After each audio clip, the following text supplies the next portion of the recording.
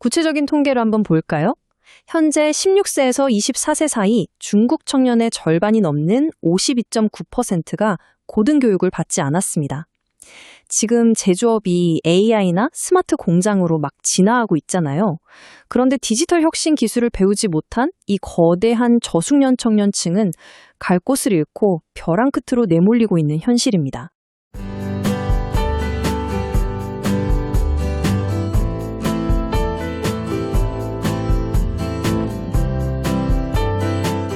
자, 여러분 안녕하세요. 오늘 우리가 살펴볼 주제 진짜 흥미롭습니다.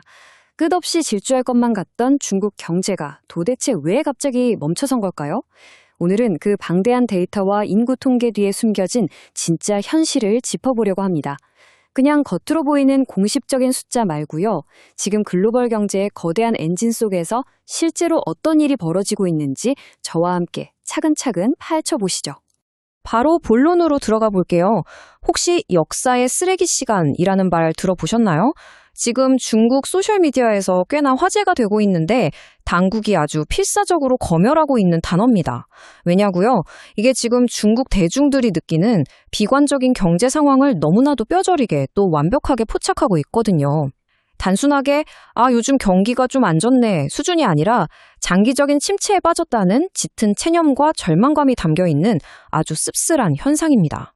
오늘 분석은 이렇게 진행됩니다. 피크 차이나 가설부터 시작해서요. 조작된 데이터의 민낯, 부동산 붕괴, 청년 일자리 위기, 그리고 마지막으로 공동부유의 정착까지 겹겹이 쌓인 공식 발표들, 그 껍질을 하나씩 벗겨보겠습니다. 자, 첫 번째 파트입니다. 1장, 피크 차이나 가설. 과연 중국 경제는 이미 역사적 정점을 찍었을까요? 18.3%. 이 거대한 숫자가 뭘까요? 바로 전 세계 GDP에서 중국이 차지했던 가장 높았던 비중, 즉 역사적 정점을 의미합니다. 2021년에 이 기록을 세웠는데 안타깝게도 그 이후로는 쭉 하락세를 타고 있죠. 대체 무엇이 이 거대한 엔진을 쉽게 만들었는지 하나씩 살펴보겠습니다. 두 번째 섹션, 실제 데이터의 민낯입니다. GDP라는 그 화려한 환상 뒤에 어떤 현실이 있는지 보시죠.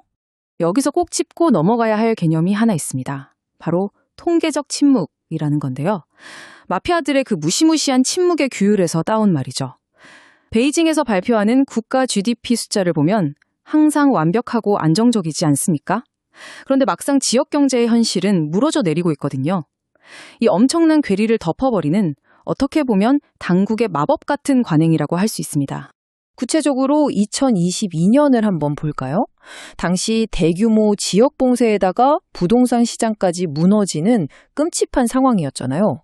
그런데 공식 수치는 마치 기적처럼 3.0% 성장을 주장했습니다.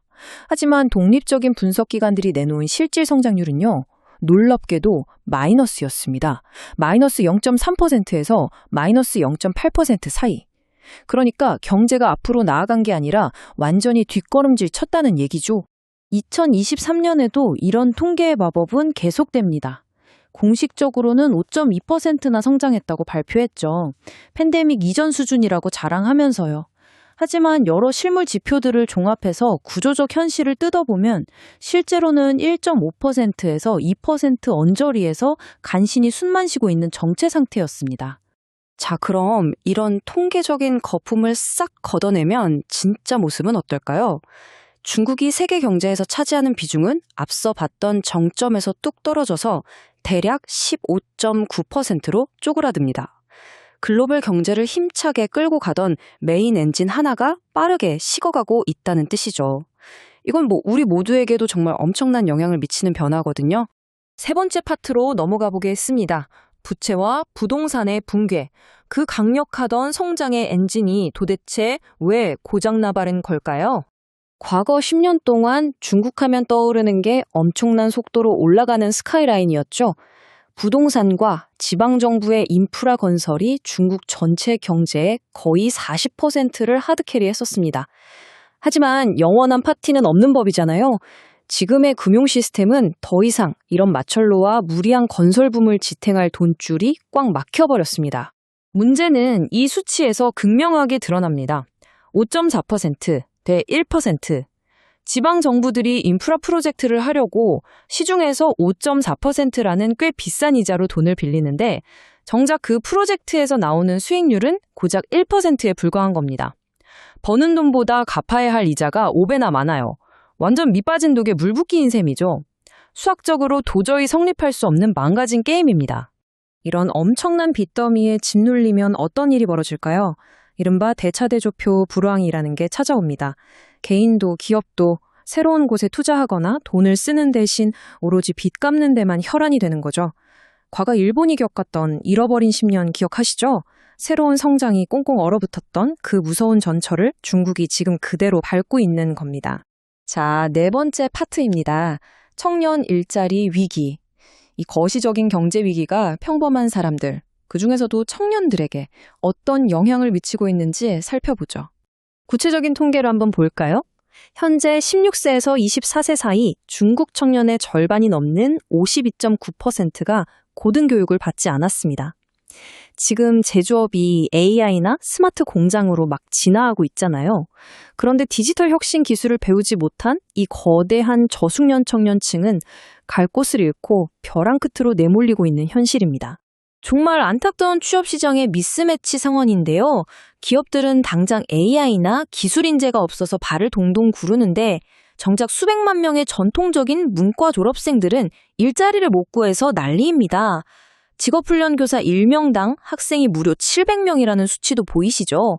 이렇게 끊어져 버린 취업 시장의 다리가 단기간에 복구되기는 솔직히 아주 어려워 보입니다. 자, 그럼 여기서 아주 근본적인 질문을 하나 던져보겠습니다.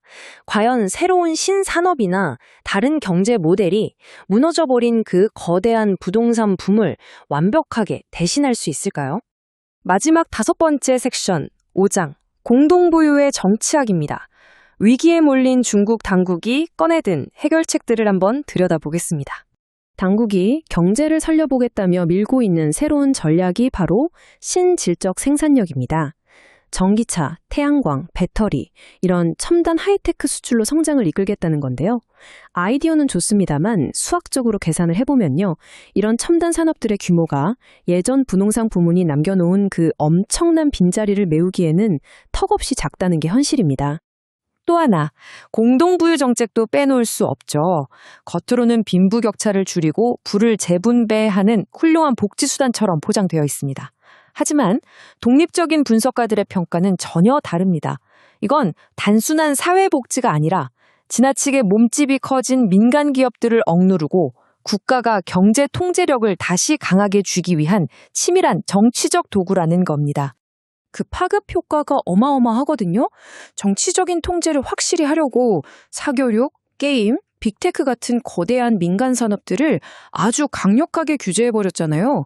그 결과 국가 경제 혁신에 필수적인 기업가들의 의욕, 즉 민간의 혁신 동력 자체를 국가가 스스로 꺾어버리는 아주 아이러니한 상황이 벌어지고 말았습니다.